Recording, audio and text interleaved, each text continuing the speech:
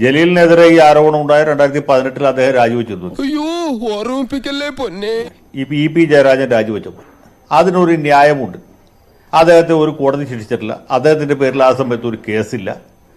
അദ്ദേഹത്തിനെതിരെ ശരിയായ രീതിയിൽ ഒരു പരാതി പോലുമില്ല.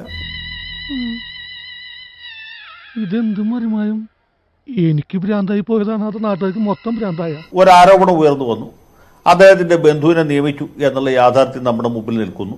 അത് ക്രമവിരുദ്ധമായ രീതിയിലാണ് എന്ന കാര്യത്തിൽ യാതൊരു സംശയവുമില്ല. കാരണം ഒരു ഷെഡ്യൂൾഡ് ബാങ്കിൽ നിന്ന്, സൗത്ത് ഇന്ത്യൻ ബാങ്ക് പോലൊരു ബാങ്കിൽ നിന്ന് സർക്കാർ സംവിധാനത്തിലേക്ക് ഡെപ്യൂട്ടേഷൻ കൊടുക്കുന്ന പതിവ് നമ്മുടെ രാജ്യത്തില്ല. അപ്പോൾ ഒറ്റ കേൾവിയിൽ തന്നെ അതിലൊരു ക്രമവിരുദ്ധമായ കാര്യമുണ്ട്. ക്രമവിരുദ്ധമായ ഒരു നടപടിയുണ്ട്. ഇത് തന്നെയുള്ള ജയരാജന് സംഭവിച്ചു. മാത്രമല്ല, ഇതിന് ഈ ആൾക്ക് നിയമനം നൽകാൻ വേണ്ടി ജലീൽ അവിഹിതമായി ഇടപെട്ടു എന്ന കാര്യവും ഏതാണ്ട് ഫയൽ കൊണ്ട് തന്നെ സ്പഷ്ടമാണ്.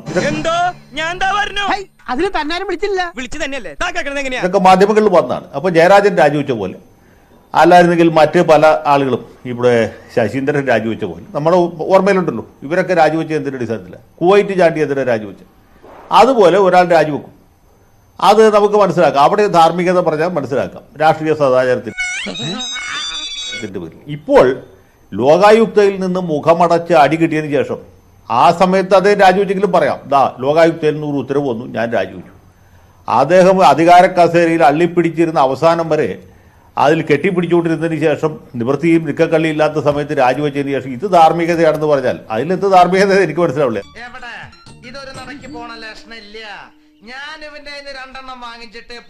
ഏതായാലും രാജിവെച്ച് വളരെ നന്നായി. 4-ാം നാൾ രാജിവെക്കാത്തതിന് ഇന്ന് രാജിവെച്ചാൽ പ്രത്യേകിച്ചൊരു ഗുണമുണ്ട്, ഒരു പുണ്യമുണ്ട്. എന്നറിയോ, ഇന്നോട്ട് റമസാൻ മാസം തുടങ്ങിയിരിക്കുകയാണ്. പുണ്യമാസത്തിൽ രാജിവെച്ചുകൊണ്ട് അദ്ദേഹത്തിന് പരലോകത്തിൽ ചിലപ്പോൾ കൂടുതൽ പുണ്യം കിട്ടുന്നത്. മിസ്റ്റർ ഹംസ ഈ ചർച്ചയിലുണ്ട്, അദ്ദേഹത്തോട് ചോദിച്ചാൽ കൂടുതൽ പറയും.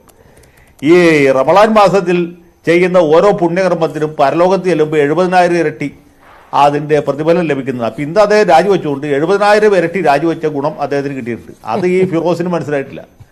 ഒരു പക്ഷേ ഹംസ തന്നെ ആ വഴിക്ക് ആലോചിച്ചിട്ടുണ്ടാവില്ല. ഇനി കേൾക്കുന്നവർ ആ വഴിക്ക് ആലോചിക്കണം. അപ്പൊ ഇന്ന് രാജിവെച്ചുകൊണ്ട് കൂടുതൽ പുണ്യം കിട്ടിയെന്ന് പറഞ്ഞാൽ ശരിയാണ്. ധാർമ്മികത ഉണ്ടെന്ന് പറഞ്ഞതിൽ യാതൊരു അർത്ഥവുമില്ല. എല്ലാരും കൈവച്ചല്ലോ, ഇനി ആർക്കും പരാതിയില്ലല്ലോ.